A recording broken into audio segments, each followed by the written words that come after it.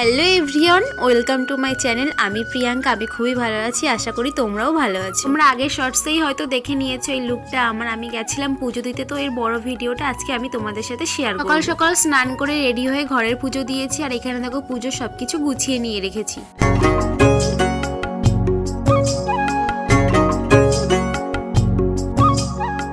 এরপর দেখো আমি এখানে পুজোর জন্য সবকিছু রেডি করে নিচ্ছি।